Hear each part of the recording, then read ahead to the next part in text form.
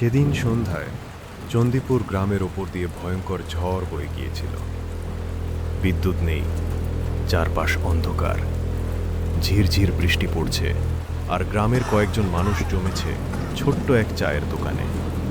আজকের রাতটা কেমন যেন অদ্ভুত লাগছে না?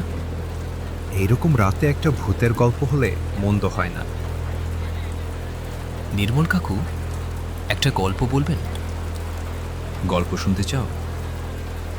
তাহলে আজ বলি চণ্ডীপুরের কালো পুকুরের কথা।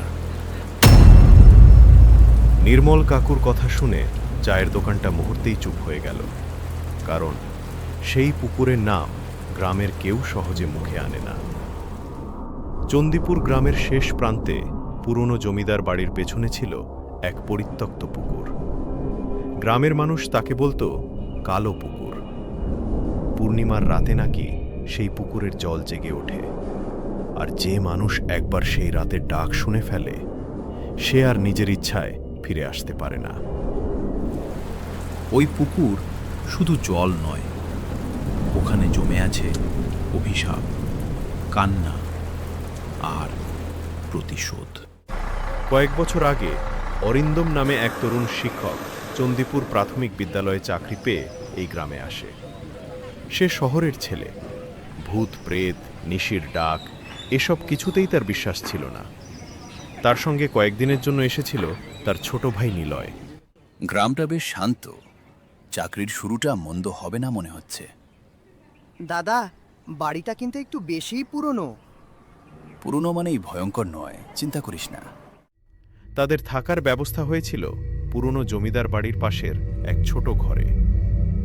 ওই বাড়ির দেখাশোনা করত বৃদ্ধ গোবিন্দ কাকা। বাবু, ঘরটা পরিষ্কার করে রেখেছি, খাবারও আমি দিয়ে যাব। ধন্যবাদ কাকা। তবে একটা কথা বলুন তো, সবাই এই বাড়ি নিয়ে এত ভয় পায় কেন? ভয় বাড়ির নয় বাবু, ভয় হলো রাতের ডাকের। রাতের ডাক মানে? মাঝরাতে যদি কেউ নাম ধরে ডাকে, কোনোভাবেই দরজা খুলবেন না, আর উত্তরও দেবেন না। এসব এখনো কেউ বিশ্বাস করে? বিশ্বাস না করলে ক্ষতি নেই বাবু, কিন্তু সাবধান না থাকলে ক্ষতি হয়ে যেতে পারে। সেই রাতেই ছিল পূর্ণিমা। রাত গভীর হতেই বৃষ্টি থেমে যায়। চারপাশে শুধু ঝিঁঝি পোকার শব্দ আর ভেজা মাটির গন্ধ। অরিন্দম আর নিলয় ঘুমিয়ে পড়ে। রাত প্রায় 1:30। হঠাৎ অরিন্দমের ঘুম ভেঙে যায়। কে এত রাতে কে ওখানে? কেউ উত্তর দিল না, কিন্তু কিছুক্ষণ পর আবার সেই শব্দ। তারপর অরিন্দম শুনতে পেল এক নারীর কণ্ঠ, খুব নরম, খুব মিষ্টি, কিন্তু সেই গলায় অদ্ভুত এক শীতলতা ছিল। অরিন্দম, বাইরে এসো। কে আপনি? এসো, আমি তোমার অপেক্ষায় আছি। হঠাৎ ঘরের ভেতর ভেসে এলো এক মিষ্টি ফুলের গন্ধ। অরিন্দমের মাথা ভারী হয়ে এলো, চোখের সামনে সবকিছু ঝাপসা হয়ে গেল। তারপর সে ধীরে ধীরে দরজা খুলে বাইরে বেরিয়ে গেল। বাইরে পূর্ণিমার আলোয় মাঠগুলো সাদা কুয়াশায় ঢাকা। দূরে গাছের ছায়ার কাছে দাঁড়িয়েছিল এক নারী। সাদা শাড়ি, লম্বা ভেজা চুল, আর মুখে অদ্ভুত এক হাসি। অরিন্দম, আমার সঙ্গে এসো। আমি আসছি।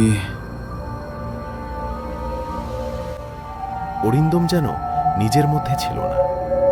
সে কাঠের পুতুলের মতো হাঁটতে লাগল, নারীটি সামনে আর অরিন্দম তার পেছনে। দুজন ধীরে ধীরে হারিয়ে গেল কুয়াশার ভেতর। হঠাৎ পুরো গ্রাম কুকুরের চিৎকারে কেঁপে উঠল। বৃদ্ধ গোবিন্দ কাকার ঘুম ভেঙে গেল।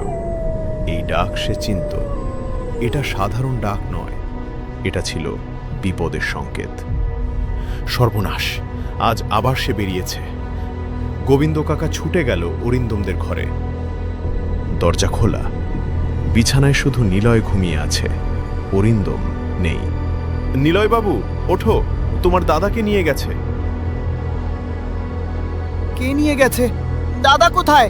প্রশ্ন করার সময় নেই, দৌড়াও, এখনো সময় আছে। গোবিন্দ কাকা আর নিলয় অন্ধকার মাঠ পেরিয়ে দৌড়াতে লাগলো। দূরে কালো পুকুরের ঘাটে দাঁড়িয়েছিল অরিন্দম। তার চোখ স্থির, মুখে কোনো ভাব নেই। পুকুরের মাঝখানে কোমর সমান জলে দাঁড়িয়েছিল সেই নারী। সে 2 হাত বাড়িয়ে ডাকছিল। এসো অরিন্দম, আর এক পা আমার কাছে এসো। আমি আসছি। দাদা, দাঁড়াও! দাদা শোনো! দাদা! ঠিক যখন অরিন্দম আরেক ধাপ নামতে যাচ্ছে, গোবিন্দ কাকা পেছন থেকে ঝাঁপিয়ে পড়ে তাকে ধাক্কা মেরে ফেলে দিলেন। ও এখন তোমার কথা শুনবে না, ওকে থামাতে হবে। ওর চোখ ঢেকে ধরো, ও যেন পুকুরের দিকে না তাকায়। তোমরা তাকে বাঁচাতে পারবে না, সে আবার আসবে। নারীর গলা ধীরে ধীরে বদলে গেল। মিষ্টি স্বরটা হয়ে উঠল কর্কশ, ভাঙা আর ভয়ঙ্কর। তারপর হঠাৎ পুকুরের জল কেঁপে উঠল, আর সেই নারী মিলিয়ে গেল কালো জলের ভেতর। পরদিন সকালে অরিন্দমের জ্ঞান ফেরে।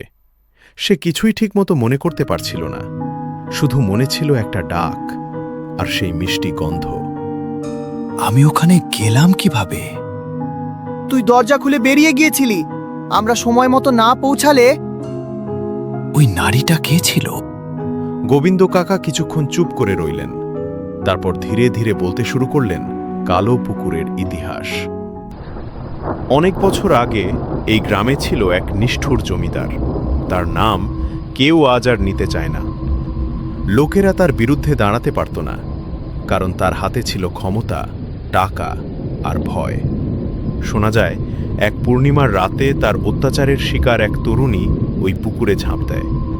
মরার আগে সে অভিশাপ দিয়ে যায়, যে পুরুষ অন্যায় করে বা অন্যায়ের সামনে চুপ থাকে তাকে এই পুকুর একদিন টেনে নেবে। তাহলে সেই নারী প্রতিশোধ নিচ্ছে। হয়তো প্রতিশোধ, হয়তো অভিশাপ। কিন্তু পূর্ণিমার রাতে সে আবার ফিরে আসে, আর যাকে ডাকে সে নিজের ইচ্ছায় আর বাঁচতে পারে না।